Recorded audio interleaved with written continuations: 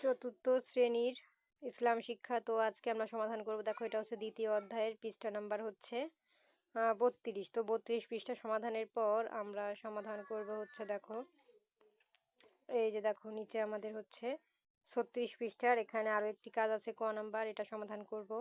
খ নাম্বার এটাও সমাধান করব। তারপরে আমরা সমাধান করব মানে যতগুলো কাজ আছে আর কি এই দ্বিতীয় অধ্যায়, তো এইগুলো সমাধান করব। এটা পৃষ্ঠা নাম্বার 39। তো 39-এর সমাধানের পর এই যে দেখো আমাদের এখানে 42 পৃষ্ঠা এখানে আরো দুটি ঘর আছে, এই দুটি ঘরও কমপ্লিট করব। তো পরবর্তীতে হচ্ছে 44 পৃষ্ঠা আরো দুইটা ঘর আছে, এই দুইটা ঘরও কমপ্লিট করব। তো 44 পৃষ্ঠার পরে দেখো 43 পৃষ্ঠায় টিক চিহ্ন আছে, প্রশ্ন আছে, শূন্যস্থান আছে। তো এগুলো আমরা আরেকটি ভিডিওতে দেখাবো। আজকে শুধু এই কাজের ভিডিও দেখাবো, যেগুলো যে ঘর আকারে যতগুলো কাজ আছে এই দ্বিতীয় অধ্যায়ে। তো 44 পৃষ্ঠা পর্যন্ত ভিডিও দেখাবো। তো চলো ভিডিওটি প্রথম থেকে শুরু করি, 32 থেকে। আর বলে রাখি চ্যানেলটি সাবস্ক্রাইব করে দিতে, কারণ চ্যানেল সাবস্ক্রাইব করলে আমি ভিডিও আপলোড করলে তোমরা ইউটিউবে ঢুকলে কিন্তু আমার ভিডিওগুলো দেখতে পারবা, ঠিক আছে? তো চলো শুরু করি। এই যে আমাদের 32 পৃষ্ঠা চলে এসেছে। এখন দেখো এখানে আমাদের ক নাম্বারে কি লেখা আছে।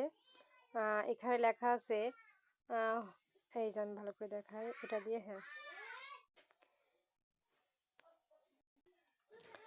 এই যে দেখো এখানে লেখা আছে হজরত ইব্রাহিম আলাইহিসসালাম এর জীবনাচরণ সম্পর্কে আলোচনা করে একটি অনুচ্ছেদ তৈরি করি, কাজটি জোড়াই করি। তো চলো আমরা এর মধ্যে তার একটি মানে জীবনাচরণ সম্পর্কে একটি অনুচ্ছেদ আমরা এর মধ্যে লিখবো, ঠিক আছে? তো চলো উত্তরটি দেখে নিই।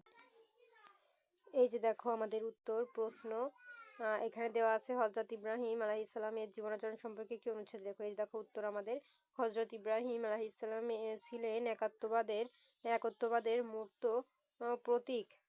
তিনি মূর্তি পূজা ত্যাগ করে সত্যের পথে অটল ছিলেন। আল্লাহর প্রতি তার অগাধ বিশ্বাস এবং ত্যাগের মহিমা আমাদের জন্য শ্রেষ্ঠ আদর্শ। তো এই ছিল কিন্তু আমাদের কয়ের সমাধান। তো দেখো আমরা কিন্তু এর মধ্যে একটি জীবনাচরণ সম্পর্কে একটু অনুচ্ছেদ লিখেছি। এটা কিন্তু অনেক বড় হয়, আমি সংক্ষেপে যত ছোট করে দেওয়া যায় তাই দিয়েছি, কারণ তোমরা চতুর্থ শ্রেণীতে পড়ো, বেশি বড় করে লিখতে পারবা না, এই জন্য ছোট করে দিয়েছি। এখন দেখো এখানে খ নম্বরে বলেছে হজরত ইব্রাহিম আলাইহিসসালাম এর জীবনাচরণ অনুসরণে আমরা নিজেরা যে কাজগুলো করি বা করতে পারি তার একটি তালিকা তৈরি করি। মানে তাকে অনুসরণ করে আমরা যে কাজগুলো করতে পারি তার একটি আলোচনা করব, মানে তার একটি তালিকা তৈরি করবো। তো এখানে আমাদের 5টা ঘর দেওয়া আছে, আমরা 5টাই লিখি, বেশি দরকার নাই। তো চলো উত্তরটি দেখে নিই। এই যে দেখো আমাদের প্রশ্নটা ছিল এখান থেকে, ঠিক আছে? এই যে আর আমরা উত্তর এখান থেকে লিখবো। প্রশ্নটা তোমরা পড়ে নিও, এক প্রশ্ন তো দুইবার পড়া যায় না, তাহলে সময় চলে যায়। তো আমরা উত্তরটা দেখি। 1 নাম্বার লিখবা আল্লাহর ওপর পূর্ণ বিশ্বাস রাখা। 2 নাম্বার লিখবা সব সময় সত্য কথা বলা। 3 নাম্বার লিখবা বিপদে ধৈর্য ধারণ করা। 4 নাম্বার লিখবা মেহমানদের সেবা ও যত্ন করা। 5 নাম্বার লিখবা ত্যাগের মানসিকতা রাখা। তো দেখো আমাদের কিন্তু এই খ নাম্বার কমপ্লিট। তো আমাদের 32 পৃষ্ঠা কিন্তু আমাদের হয়ে গেছে। এখন আমরা চলে যাব হচ্ছে আমাদের পরবর্তী পেজে। তো পরবর্তী পেজে দেখো আমাদের কাজ আছে হচ্ছে এটা 36 পৃষ্ঠায় আবার একটি কাজ আছে। তো 36 পৃষ্ঠায় আমাদের এখানে দেখো ক নাম্বারে বলেছে হজরত মুসা আলাইহিসসালাম এর জীবনাচরণ সম্পর্কে আলোচনা করে একটি অনুচ্ছেদ তৈরি করি, কাজটি জোড়াই করি, ঠিক আছে? তো চলো আমরা তার জীবন সম্পর্কে একটি অনুচ্ছেদ লিখি।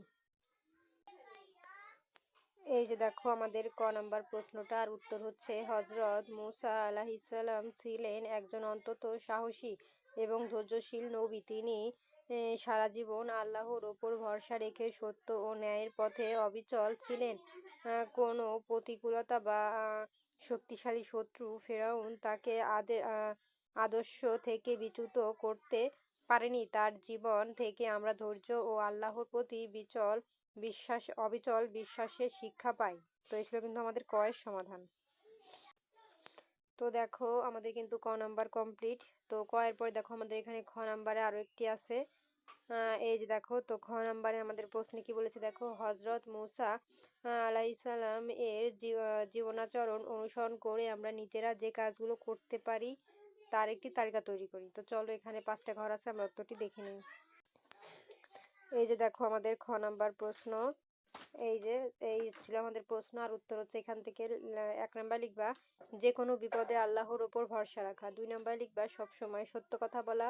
3 নাম্বার লিখবা অন্যায়ের বিরুদ্ধে প্রতিবাদ করা। 4 নাম্বার লিখবা বিপদে ধৈর্য ধারণ করা এবং 5 নাম্বার লিখবা নিজের দায়িত্ব নিষ্ঠার সাথে পালন করা। তো দেখো আমাদের কিন্তু এই খ নাম্বারও কমপ্লিট। তো এখন আমরা চলে যাব পরবর্তী পেজে। তো আমাদের পরবর্তী পেজ হচ্ছে দেখো 39 আর দুইটা ঘর আছে ক আর খ। তো দেখো ক নাম্বার আমাদের লেখা আছে হজরত মুহাম্মদ সাল্লাল্লাহু আলাইহি সাল্লাম এর কিশোরকালীন জীবনযাপন সম্পর্কে আলোচনা করে একটি অনুচ্ছেদ তৈরি করি, কাজটি জোড়া করি। তো চলো আমরা তার জীবন সম্পর্কে একটি অনুচ্ছেদ এর মধ্যে লিখি। এই যে দেখো আমাদের ক নাম্বার প্রশ্ন আর উত্তর হবে হজরত মুহাম্মদ সাল্লাল্লাহু। তো দেখো ভিডিওটা একটু কেটে গেছিল। তো হবে হজরত মুহাম্মদ সাল্লাল্লাহু আলাইহি ওয়াসাল্লাম কিশোর বয়সে অত্যন্ত শান্ত, সত্যবাদী ও পরোপকারী ছিলেন। তিনি চাচা আবু তালিবের সাথে সংসারে সহায়তার জন্য মেষ চড়াতেন, আরবের অন্যায় ও যুদ্ধ বন্ধ করতে এবং আর্তমানবতার সেবা করতে তিনি হিলফুল ফুজুল নামক শান্তি সংঘ গঠন করেন। তার সততার কারণে সবাই তাকে আল আমিন বলে ডাকতো। তো এই ছিল কিন্তু আমাদের ক এর সমাধান। তো দেখো আমাদের কিন্তু এই ক নাম্বার কমপ্লিট। এখন আমরা চলে যাব হচ্ছে খ নাম্বারের সমাধানে। তো দেখো খ নাম্বারে আমাদের এখানে কি বলেছে। খ নাম্বারে বলেছে হজরত মুহাম্মদ সাল্লাল্লাহু আলাইহি সাল্লাম এর কিশোরকালীন কর্ম ও আদর্শ অনুসরণ করে আমরা নিজেরা যে কাজগুলো করি বা করতে পারি তার তালিকা তৈরি করি। তো এখানে 5টা ঘর আছে, আমরা 5টাই লিখবো। তো চলো উত্তরটি দেখে নিই। এই যে দেখো আমাদের প্রশ্নটা ছিল এই পর্যন্ত, ঠিক আছে। আর উত্তর 5টা ঘর ছিল, আমরা 5টা উত্তর লিখবো। সব সময় সত্য কথা বলা, 2 অসহায়ের সেবা করা, 3 বড়দের সম্মান করা, 4 ঝগড়া বিবাদ মিটিয়ে ফেলা, 5 মানুষের আমানত রক্ষা করা। তাহলে দেখো আমাদের কিন্তু এই খ নাম্বারও কমপ্লিট। এখন আমরা চলে যাব আমাদের পরবর্তী পৃষ্ঠায়। তো পরবর্তী পৃষ্ঠা দেখো হচ্ছে আমাদের 42। তো 42 পৃষ্ঠায় দেখো আমাদের এখানে কি লেখা আছে।